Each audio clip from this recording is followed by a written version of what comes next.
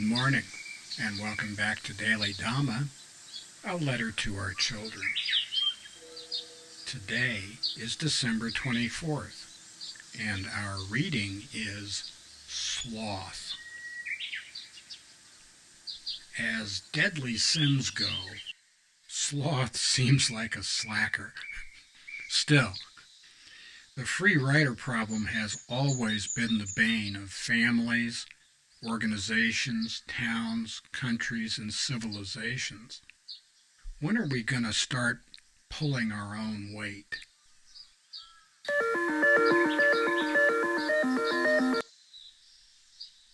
Civil society, a true social contract among people who are living together or dealing with each other, requires a lot of goodwill.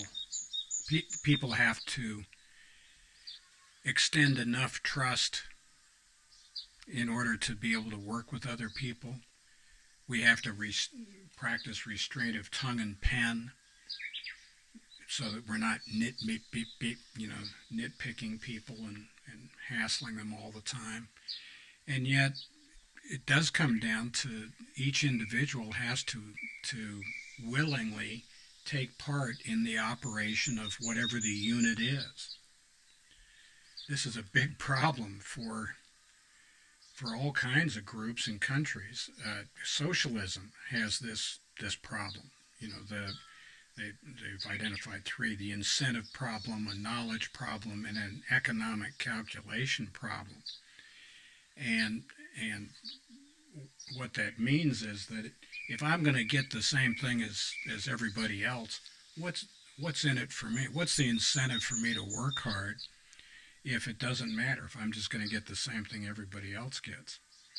The knowledge problem.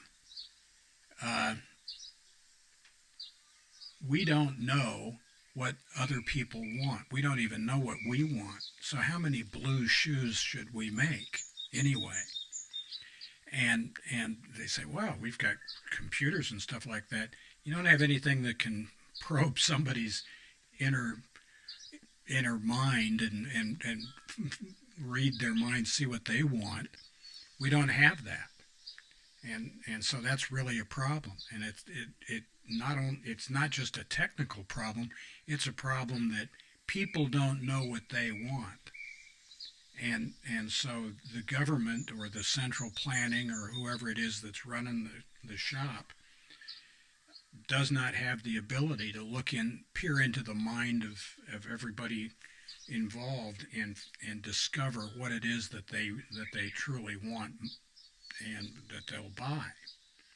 And then the last one is the economic calculation problem. Supply and demand roughly tells us how scarce something is, how valuable something is, how much of something that we need. And you can't do that by setting prices from a central authority. Every time there is rationing, a black market springs up. People find a way to get around that stuff. And the true price of meat or eggs or coffee or cigarettes or alcohol or whatever it is that's being rationed is established on the black market. You want to find out how much something is worth, you go out there. It's an old saw that something is worth what people will pay for it. Well, I think that's probably true. So there's a problem with sloth. Being lazy always pays off right now. If I'm going to be cared for no matter what happens, then there are a lot of people that are just going to choose to lay around and do nothing. And this is not blaming people for stuff. This is an admission of or a description of human nature. This is how people are. We'll get away with doing as little as we possibly can for the maximum benefit. So, please don't mooch on other people. Pull your own weight. Avoid sloth. The 24th of the month is Seven deadly sins or five precepts, and the 25th is their opposite or another take on the topic. And just as a reminder, those readings, the 19th, 20th, 24th, and 25th of every month, can be found on the playlist Deadly Sins, Precepts, and Their Opposites. Thank you for joining us. And if you'll check the description box below, you'll find the table of contents for the book Daily Dhamma, A Letter to Our Children, which is available on Amazon, and also the contents of the 11 playlists here on YouTube.